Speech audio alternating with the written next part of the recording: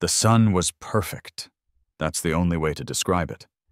It was one of those late May Saturdays where the humidity hadn't yet decided to murder everyone, and a light breeze was shuffling the leaves on my giant oak tree. I was on my hands and knees in the rich, dark soil, a position I like to call knees in the dirt heaven.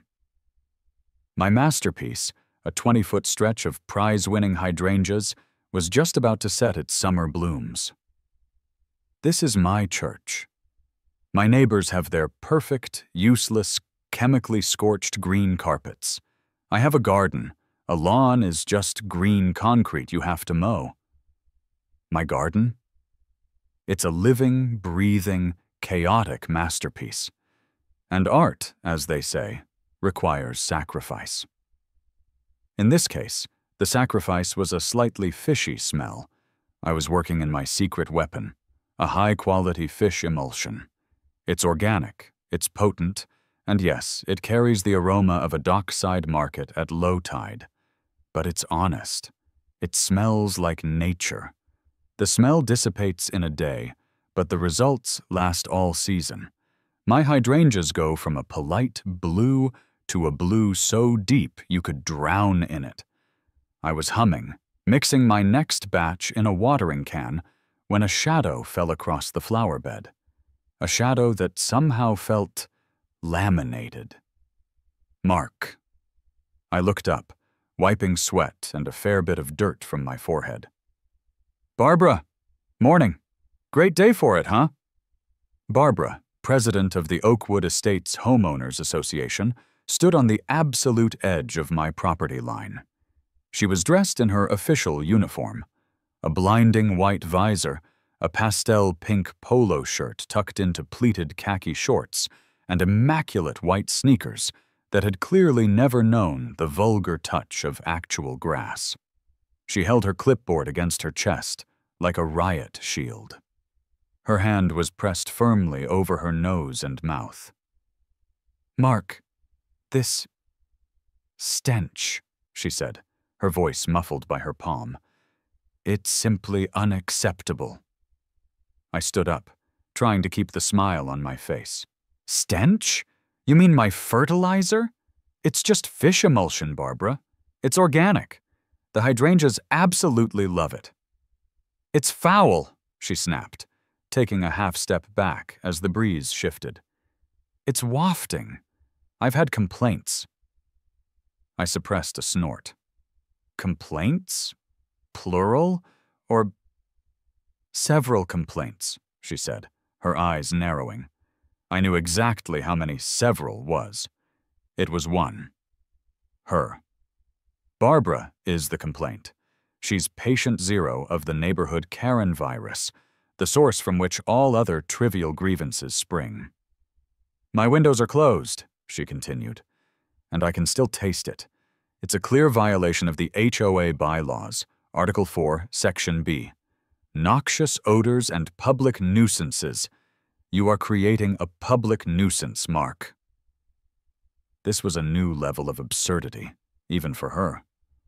Last month, it was my garden hose, which was not a pre-approved shade of forest green. The month before, it was my excessively cheerful welcome mat. Barbara, come on, I said, setting the watering can down. It's fertilizer. It's the smell of gardening. It'll be gone by tomorrow. It's earthy. It smells, she said, like a dockyard gutter that's been left in the sun for a week. I'm not arguing about it. She unclipped a piece of paper from her board, but it wasn't just paper. Oh no, it was a bright pink violation notice, professionally printed and sealed in thick, heavy-duty laminate. She'd weaponized the office supply store. She held it out to me, pinching it between her thumb and forefinger as if it, too, were contaminated. I had to walk over and take it from her. This is your official written warning, she announced, as if reading a death sentence. You have 48 hours to abate the smell. I stared at the laminated sheet. Abate the smell? What does that even mean? It's fertilizer. It soaks into the ground. I can't just unsmell it. You want me to spray Febreze on my mulch?" "Your methods are not my concern," she said, her voice dripping with finality. "Abate it, or the fines start. $50 a day, compounding. Read the bylaws. Good day, Mark." She didn't wait for a reply. She just turned, her pristine white sneakers performing a perfect, rigid pivot on the sidewalk, and marched back to her own sterile rock garden. I stood there for a full minute, the laminated notice in my hand, the faint, fishy aroma of my hard work mingling with the scent of her expensive, joy-sucking hairspray. $50 a day for gardening. I looked at my hydrangeas. They were beautiful. They were my pride. And they were hungry. I could switch to those sterile, blue chemical crystals she probably used on her two identical, sad-looking boxwoods. The stuff that's all salt and chemicals, the stuff that poisons the groundwater and kills the earthworms. But that was the thing. I wouldn't. It was against my principles. "Abate the smell," I muttered to myself, walking back toward my garage. A slow, simmering anger was starting to bubble in my gut. It wasn't just about the smell. It was about her. It was about the fact that she wanted nature that was perfectly manicured, perfectly silent, and perfectly odorless. She wanted a nature that had been sanitized for her protection. "Fine," I said to my watering can. "I'll abate this smell. You want me to abate the fish smell? Consider it abated." I went inside, washed the dirt and fish guts off my hands, and cracked open my laptop. My fingers flew across the keyboard. Best organic fertilizer high in nitrogen. A few links down, a forum for orchid growers mentioned it. Nothing beats guano for pure, available nitrogen. I refined the search. Guano fertilizer. And there it was. A whole new world opened up. Bat guano. My eyes scanned the descriptions. Prized by ancient Incas. One of the most potent natural fertilizers in the world. Incredible plant response. And then the magic phrase, "can have a strong, musky, ammonia-like odor until watered in." A slow, dangerous smile spread across my face. "Oh, this is perfect," I whispered to the empty room. "This isn't just fertilizer. This is historic fertilizer. This is premium." I kept reading. It was a soil amendment. It was all natural.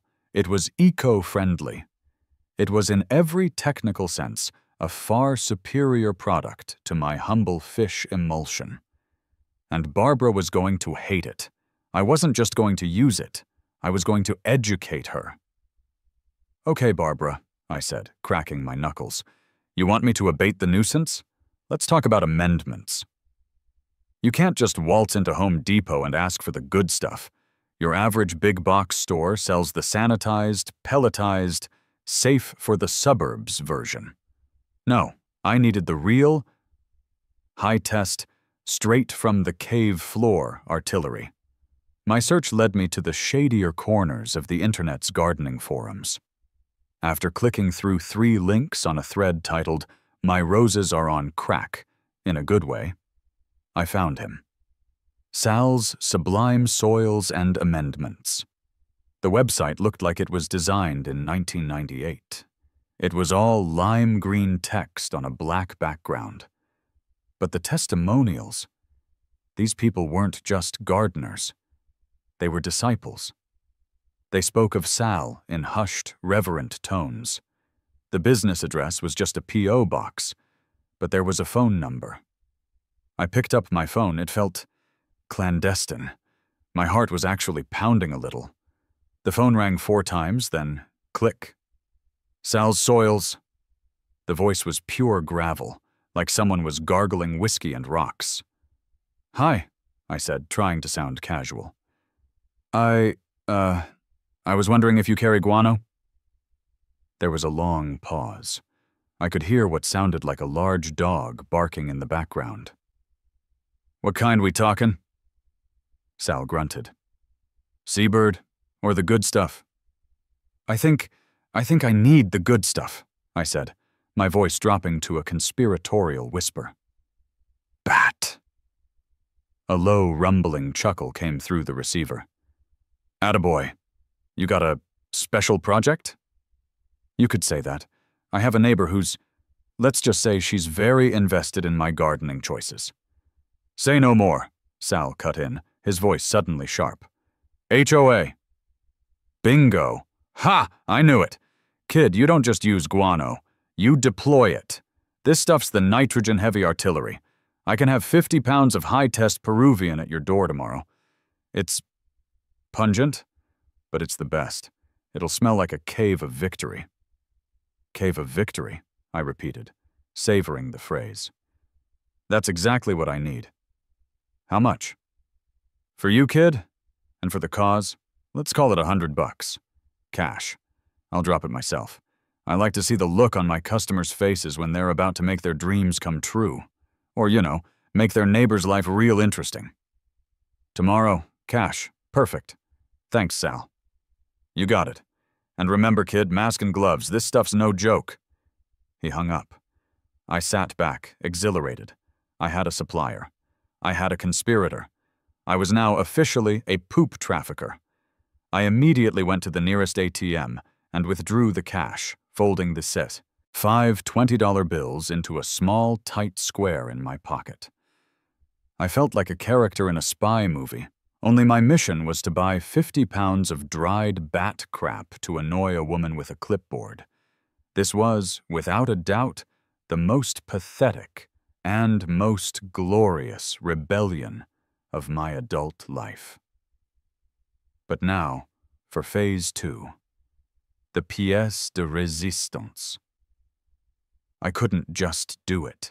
I had to frame it. I had to get ahead of the narrative. I wasn't being smelly. I was being educational. I fired up my laptop, opened a simple design program, and got to work.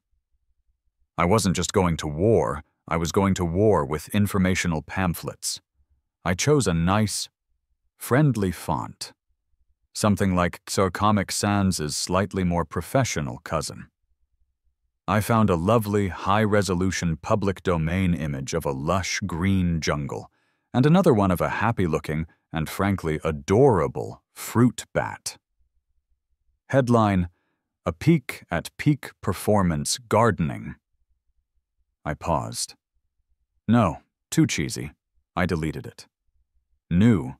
Headline, "Our community is going green." And we mean really green. Still not right. I needed something that sounded both professional and ever so slightly condescending. Final headline, "A note on our neighborhood's newest eco-friendly initiative." Yes, initiative. That was the word. It sounded official. It sounded approved. Now for the body. This is where I'd lay the trap. "Hello, neighbors! You may have noticed a new, all-natural aroma in the air. That's not a nuisance. That's the smell of science. We're proud to announce that the garden at 124 Oakwood Drive has officially upgraded its soil enrichment program. In response to feedback about our previous standard-grade fish emulsion, we have abated that product. We are now using a superior, premium-grade, 100% organic Peruvian bat guano. I had to stop and admire that sentence. In response to feedback. Abated that product. It was pure, unadulterated corporate speak, weaponized for petty revenge. I continued, my fingers flying. It was time for the educational bullet points. Did you know? Bat guano is one of the most potent, nutrient-dense natural fertilizers on Earth. Prized by ancient civilizations, it provides a powerful, slow-release source of nitrogen, phosphorus, and potassium for spectacular blooms and healthier plants. A greener green. Unlike chemical fertilizers, which can harm local wildlife and contaminate groundwater, our new guano-based program is 100% natural and eco-friendly. We're doing our part to keep Oakwood Estates chemical-free, pet-safe, and people-safe. That musky, ammonia-rich scent is just the natural result of a high nitrogen content. While pungent at first, it's completely harmless to pets and people, and it dissipates quickly as it's watered into the soil. A natural fungicide. Here's a fun science fact. Guano is rich in chitin from the bat's insect-heavy diets. This activates a plant's natural immune system, helping it defend against root rot and other nasty fungi.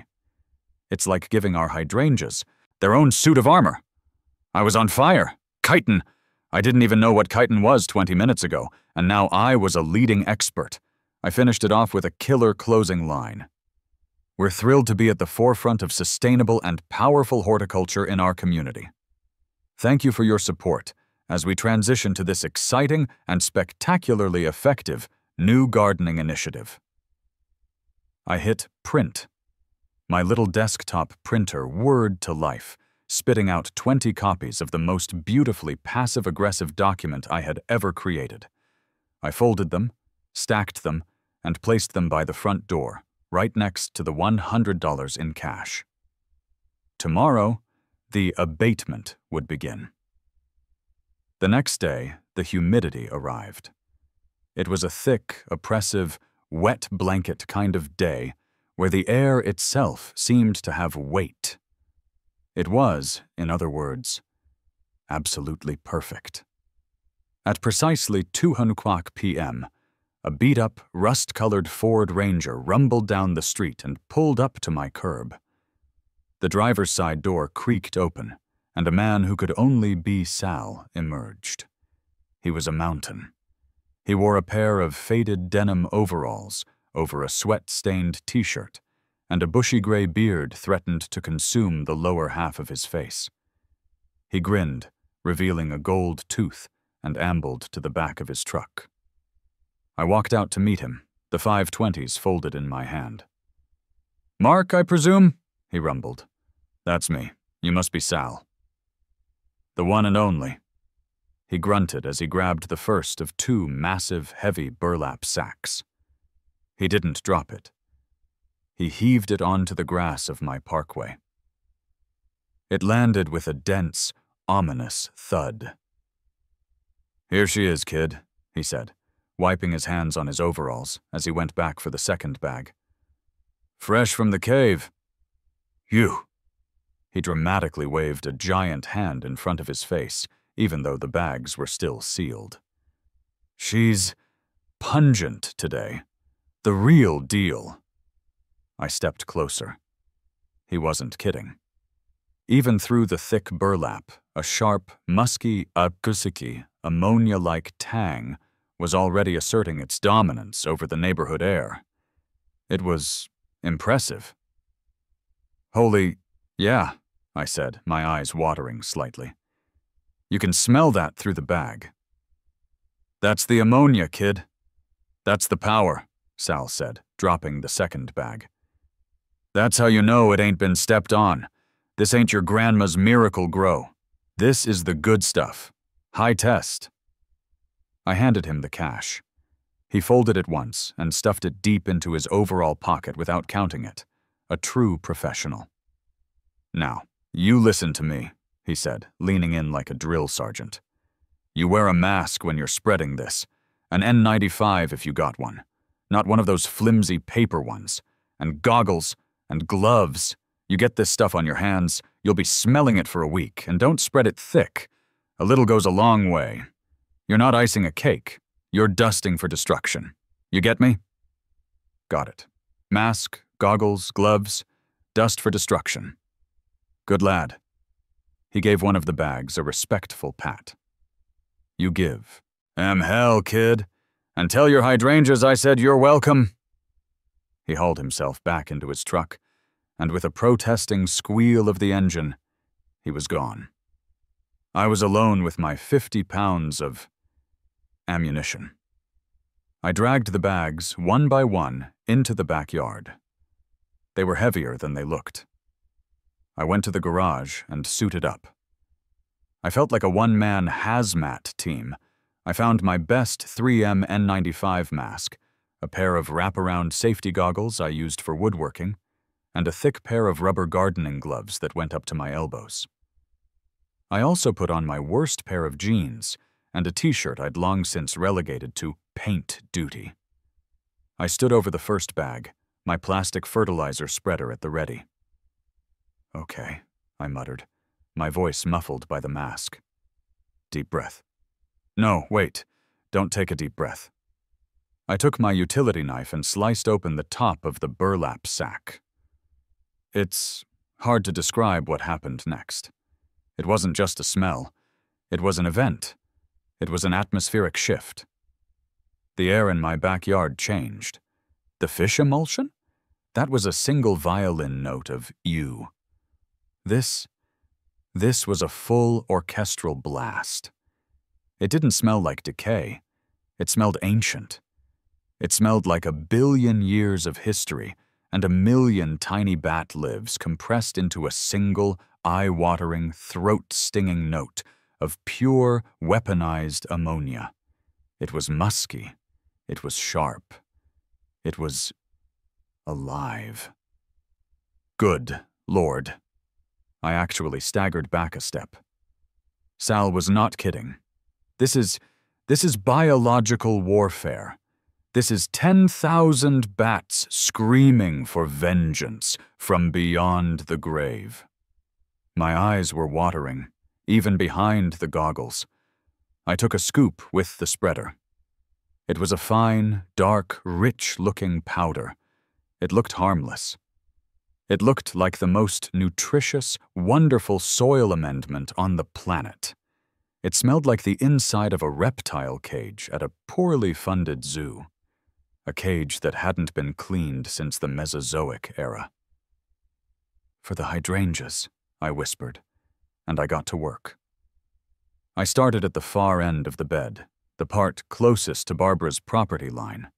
With each flick of the spreader, a small brown cloud of dust would bloom into the air. The humid, heavy atmosphere didn't let it escape. It just hung there like a foul, musky fog. I was methodical. I was meticulous. I wasn't just dumping it. I was applying it. I dusted the base of every single hydrangea. I gave the rose bushes a little treat. I sprinkled some around my tomato plants for good measure. I worked my way through the entire 50 pounds. My entire yard, my entire property, was now enveloped in a nearly visible aura of high-test Peruvian guano. It was overpowering. I was breathing entirely through my mouth, and I could still taste it. When the bags were empty, I rolled them up, stuffed them in a heavy-duty trash bag, and sealed it with duct tape. I hosed down the spreader, my gloves, and my boots. Then I stripped off my clothes right there in the backyard, threw them in another trash bag, and hosed myself down with cold water before stumbling inside for the most aggressive shower of my life. An hour later, I was clean. I was wearing fresh clothes. I was sitting inside, with the windows closed, and the AC blasting. And I could still smell it. It was time. I grabbed my stack of freshly printed educational flyers and stepped out the front door. The world had changed. The air was thick with my initiative. The wind, my silent, musky accomplice, was gently carrying the aroma of science straight across the street, directly toward Barbara's house. I took a deep breath. Big mistake. "Okay," I choked. "Let's go." I started my walk. I didn't put them in mailboxes. That's a federal offense, and I'm a law-abiding, malicious, compliance-practicing citizen. I used the little metal clips on the mailbox posts. Flick, Fliers for the Johnsons. Flick, Fliers for the Millers. I walked the entire loop. I taped one to the community bulletin board at the entrance, right over a lost cat poster. Sorry, mittens. With every house, my confidence grew. I was just a concerned citizen, sharing good news about sustainable horticulture. Finally, I got to the last one. Barbara's house. Her lawn was, as always, a sterile, perfect, weed-free expanse of green. 2 identical cone-shaped shrubs stood guard on either side of her walkway, trimmed to within an inch of their lives. There was no life here. No bees, no butterflies, no joy. I walked up her pristine concrete pathway. I took my last flyer. I folded it lengthwise. And with a sense of ceremony I usually reserve for weddings, I slid it right into the handle of her polished brass front door. It was perfect. A polite, white and green flag of war, fluttering gently in a breeze that absolutely reeked of bat poop. I walked back to my house, went to my front porch, cracked open a cold beer, and sat down. Phase 2 was complete. Now, we wait. I didn't have to wait long. I was on my second beer, enjoying the, atmosphere I'd cultivated. The porch provided the perfect vantage point. It was my own personal opera box for the performance about to begin. The smell was, well, it was really something. It had settled over the neighborhood like a blanket. A very old, very musky, very damp blanket. My immediate neighbor Gary came out to get his mail. Gary's a quiet guy, a neutral party in the HOA wars. He mostly just wants to grill in peace. He's my control group. He opened his mailbox, pulled out his letters, and then he froze. He looked up, sniffed the air, and his face contorted.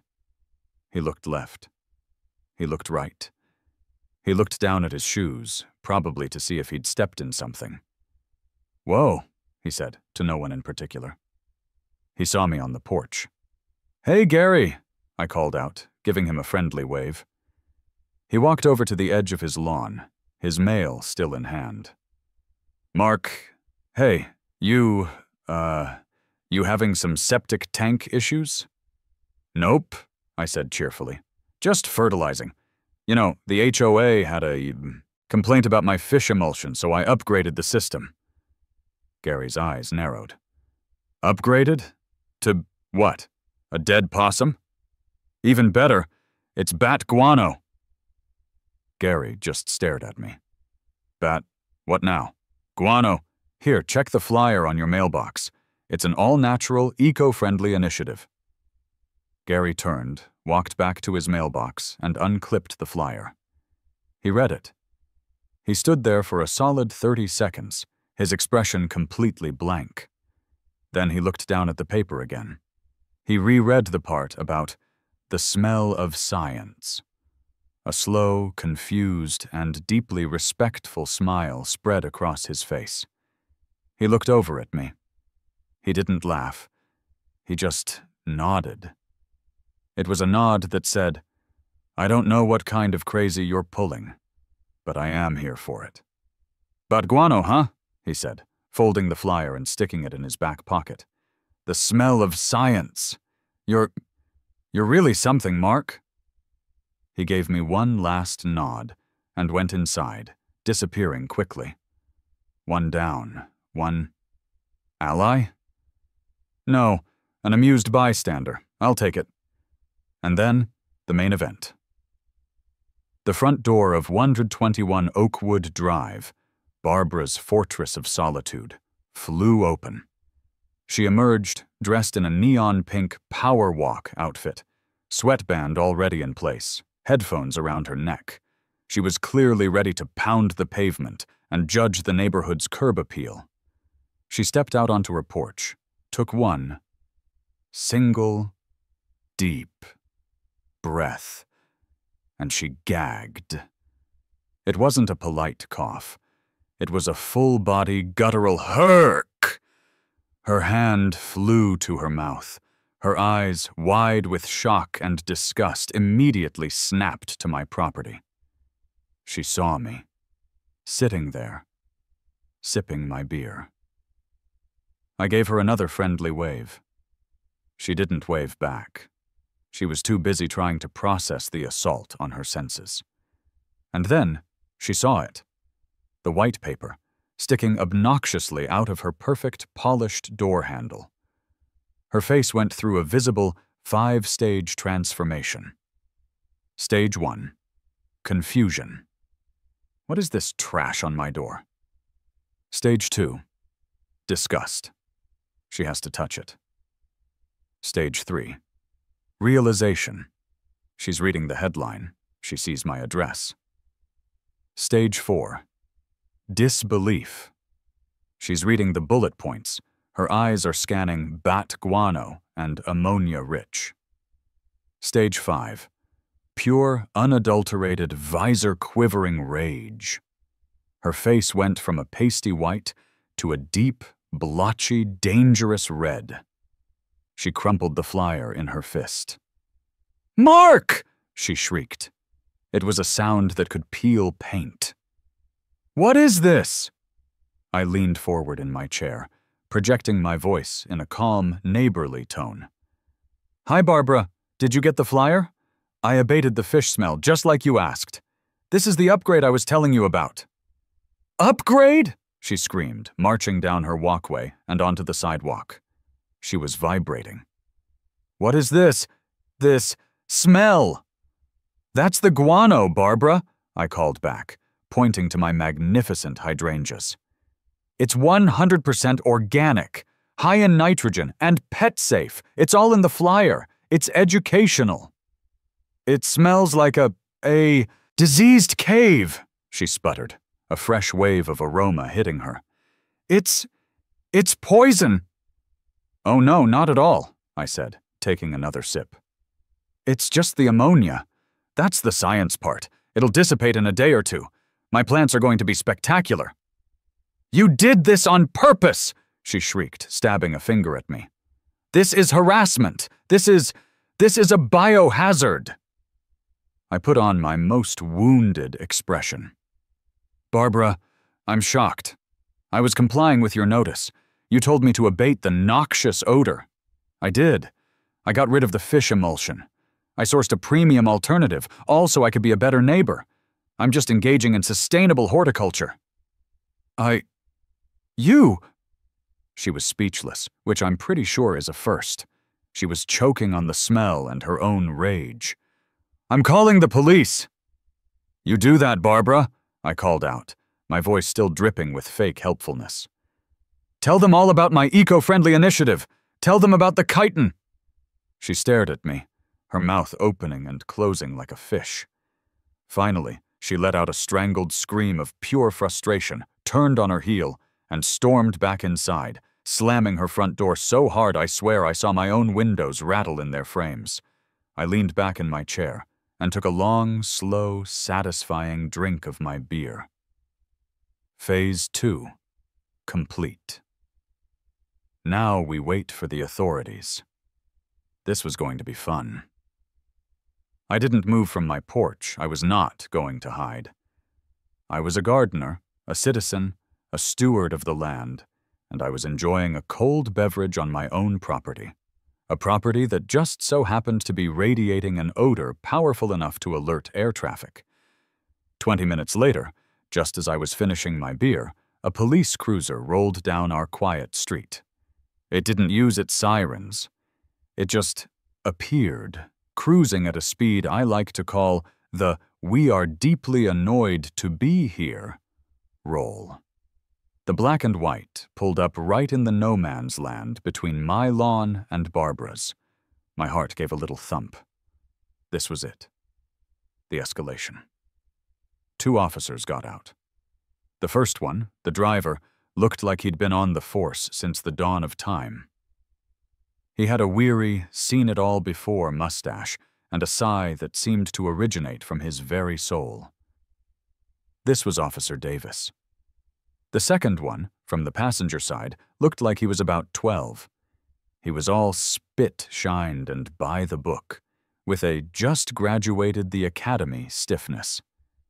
This was Officer Miller. I watched them. Miller got out of the car, and his head immediately snapped up. He sniffed the air, and his face wrinkled in pure confusion. Davis just sighed, adjusted his belt, and started walking toward my house. I stayed seated, putting on my best "what's all the fuss about" face. "Afternoon, officers," I said, as they stopped at the bottom of my porch steps. "Afternoon, sir," Davis said, his voice as tired as his mustache. He glanced at Miller, who was still trying to subtly breathe through his mouth. "We got a public nuisance call. Something about a toxic odor." "A gas leak?" Miller chimed in, his hand hovering near his face. "Or, sir, do you have a dead animal under your porch, perhaps?" "Oh, goodness, no, officers," I said, feigning surprise. "Nothing like that. It's just my fertilizer. Here, I've got an educational flyer for you both. It explains the whole initiative." I stood up, grabbed 2 of the flyers I'd left by my door, and walked down the steps to hand one to each of them. Officer Miller looked at the paper as if I'd handed him a dead fish. He was completely bewildered. Officer Davis, however, Davis took the flyer. He put on a pair of reading glasses that were perched on his head. He began to read. His eyes scanned the headline. I watched his mustache twitch. He read the bullet points. His eyes lingered on "smell of science" and 100% organic Peruvian bat guano. He slowly looked up from the paper, his expression completely unreadable. "Bat guano," he said, his voice flat. "The good stuff, officer," I said proudly. "Peruvian, high in nitrogen. I was fined by the HOA for my old fertilizer, you see, so I had to abate the smell. This is the upgrade. The hydrangeas are going to be spectacular." Before Davis could respond, the front door of 121 Oakwood Drive burst open again. "Officers, thank God you're here." Barbara came speed-walking across her lawn, her iPhone held up in front of her, very obviously recording the entire interaction. "Ma'am, please stay on your own property," Davis said, not even looking at her. "I am on my property," she yelled, stopping at her property line. "And I am filming this man," she jabbed a finger at me, "is harassing me. He is poisoning the air. It's a clear-cut case of assault." Officer Miller, the rookie, looked alarmed. "Assault, ma'am?" "Yes, assault. With a smell. It's a bio-weapon. He's spread feces all over his property to intimidate me." Davis let out a sigh so profound it seemed to suck all the oxygen out of the air. He turned, slowly, to face Barbara. "Ma'am," he said, with the infinite patience of a man who has dealt with 10,000 Barbaras. "It's fertilizer. It is not assault. It is not a bio-weapon." "It's excrement," she shrieked. "So is cow manure, ma'am," Davis countered, his voice getting a little sharper. "People use cow manure and chicken manure on their gardens all the time. It's not a police matter." But, the smell!" Barbara was sputtering, her recording hand shaking with rage. It's noxious. It's in my house. My eyes are watering. You have to cite him." "Cite him for what, exactly?" Miller asked, finally catching on. "Ma'am, bat guano is a recognized agricultural product. It's sold commercially. I looked it up on the way over." My heart swelled. Attaboy, Miller. See? I chimed in, putting my helpful hat back on. It's commercially recognized. I'm just a gardener, officer, a law-abiding gardener. Was told my last fertilizer was a noxious odor, so I complied with the HOA notice, which I can show you, it's laminated, and I switched to a more eco-friendly premium product. I'm just trying to be a good neighbor and follow the rules. I gestured to the flyer in Davis's hand. I even made educational pamphlets. Davis looked at the flyer. He looked at me. He looked at Barbara, who was now just filming us in enraged silence. "Ma'am," Davis said, pinching the bridge of his nose, "I can smell it. It's not great. I'll give you that. But it is not illegal. There is no crime here. This is a civil matter. It's between you, this gentleman, and your homeowners association." He turned back to me. "Sir, I'd appreciate it if you'd, try to be mindful of the aroma." "Absolutely, officer," I said, with a crisp, respectful nod. "I'm all about mindfulness and sustainable horticulture. Thank you for your time." Davis just nodded, his mustache twitching again. He turned to leave. "Let's go, Miller. We're done here." "But you're not going to do anything?" Barbara cried out, horrified. "There's nothing to do, ma'am," Davis called back over his shoulder. "Have a nice day." The two officers got back in their cruiser. I watched as Davis said something to Miller. Miller's shoulders started shaking. I'm pretty sure Davis, the weary veteran, was holding back a full-on belly laugh as he put the car in drive and pulled away.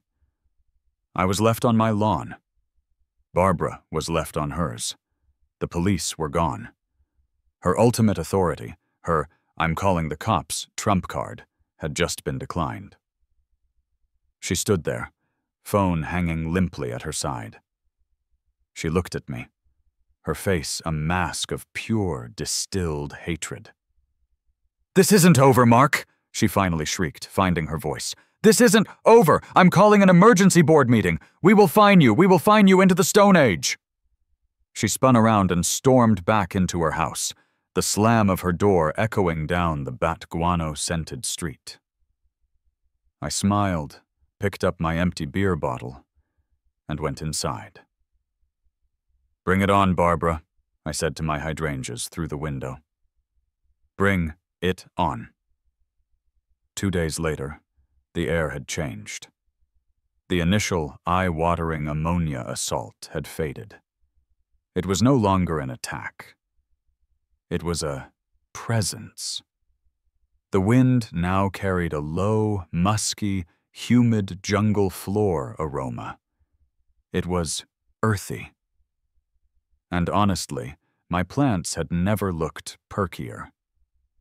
The emergency HOA meeting was called for 7:00 p.m. on a Tuesday. The clubhouse, a sterile beige room that usually smelled like stale coffee and regret, was packed. Every seat was full. People were standing in the back. This was the biggest turnout since the great mailbox color debate of 2019. I, of course, came prepared. I brought a whole stack of my educational flyers. I handed them out at the door like a proud parent at a recital. "Evening, Gary. Here's a copy for you." "Hi, Mrs. Johnson. Just some light reading." Gary took his, with a tiny smirk and a wink. Others looked confused, but they took them. I took a seat in the front row.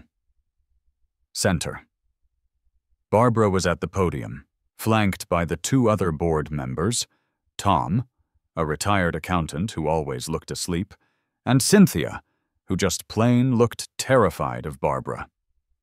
"This emergency meeting is now in session," Barbara bellowed, banging a gavel that was comically oversized.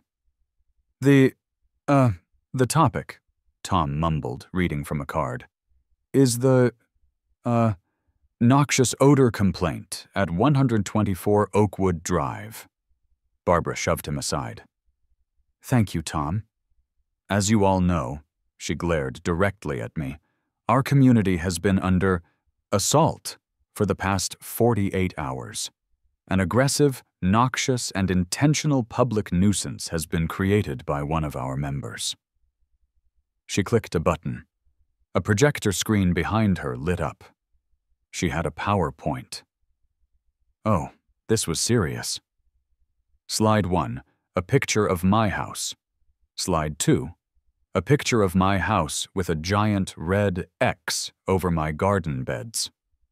Slide 3, the text of Article 4, Section B, Noxious Odors and Public Nuisances. This man, she said, pointing at me, was fined for a previous violation. He then, in an act of flagrant and intentional aggression, escalated the situation. He has spread filth on his property. Feces! The police were called. Property values are plummeting. A few people in the back murmured at that. Property values is the Karen war cry. I am proposing, she continued, an immediate compounding fine of $200 per day, retroactive to the moment of application, for this violation. She clicked to a final slide. A picture of a bat. A very ugly, slightly blurry picture of a vampire bat, baring its fangs. This is what he has brought to our neighborhood, she shrieked. Disease! Filth! Do you want your children playing near this? A neighbor in the back, Mrs. Johnson, raised her hand. I mean, it does smell, Barbara, but I read his flyer. It said it was organic. Is it dangerous? Barbara's face tightened. It's feces, Martha. It's inherently dangerous. I'll take that, I said, standing up calmly. The whole room went silent. I walked to the front, holding one of my flyers. I stood next to the podium, not at it. Hi, everyone. For those who don't know me, I'm Mark, and I'm a gardener. A few days ago, as Barbara noted, she fined me for using standard organic fish emulsion, which I have used for years. I held up the laminated notice. I was given this, I was told, and I quote, to abate the smell. I complied. I stopped using the fish emulsion immediately. So, I continued, I researched. I found a better, more sustainable, and yes, more expensive organic alternative. The product I used is a commercially sold, agriculturally recognized soil amendment. It's one of the best in the world. I even provided literature for everyone's convenience. It's poop! Barbara yelled from her chair. It's guano, Barbara, I said calmly. And so is the cow manure that Farmer's Best sells at Home Depot, which I know for a fact half the people in this room use on their tomato plants. Are we fining them too? Silence. The HOA bylaws, I went on, are vague. They ban noxious odors. But what's noxious? The smell of fresh-cut grass, which I know Mr. Henderson is allergic to? The smell of a barbecue, which our vegan neighbors on Elm Street complain about? My fish fertilizer was, apparently, noxious. This is noxious. The problem is the rule is subjective. It's your subjective, Barbara. I am following the spirit of the rules by not using chemical fertilizers, which are bad for the environment and our pets. I had them. I could feel the mood in the room shifting.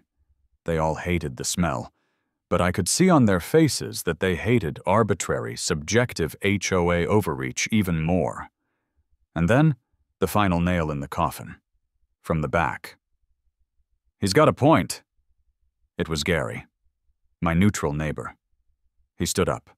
I'm Gary. I live next to Mark, and yeah, it stunk. It was pretty bad for a day, but my dog has terrible skin allergies. And I'll be honest, they've been a lot better since Mark stopped using those chemical lawn services 3 years ago and went all organic.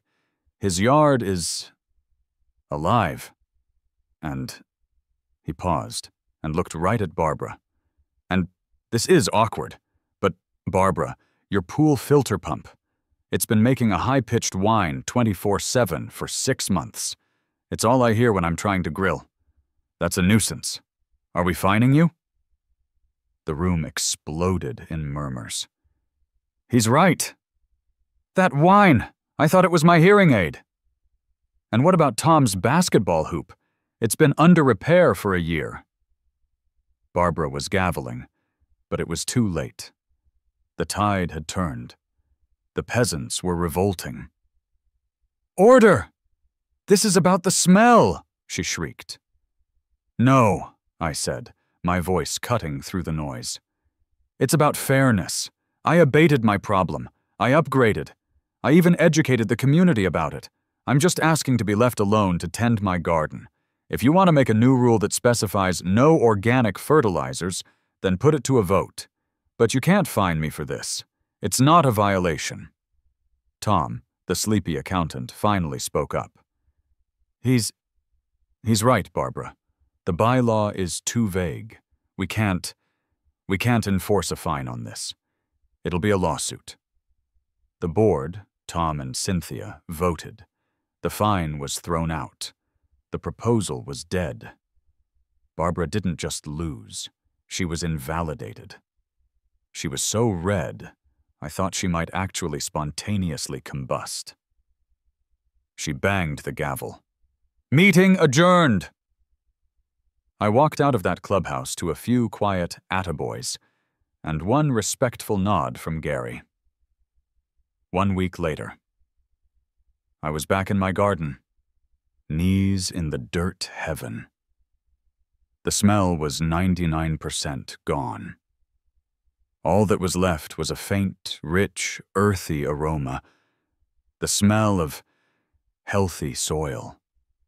And my hydrangeas? Oh, my hydrangeas. They were exploding. They weren't just blue.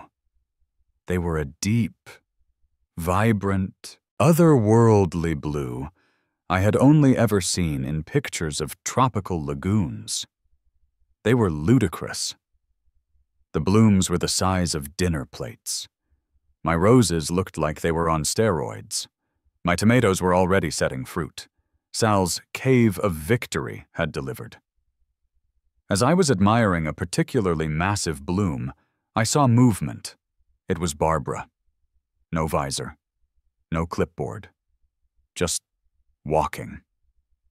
She approached my property, and for a second I thought she might speak. She looked at the hydrangeas. Her eyes went wide with what I can only describe as a mixture of jealous horror and grudging awe. She saw the sheer, undeniable success of my initiative. She looked at me. I looked at her. I smiled. She said nothing. She just stared straight ahead, her face a mask of bitter defeat, and kept walking. I turned back to my garden. Smells like victory. Sweet, sweet, nitrogen-rich victory.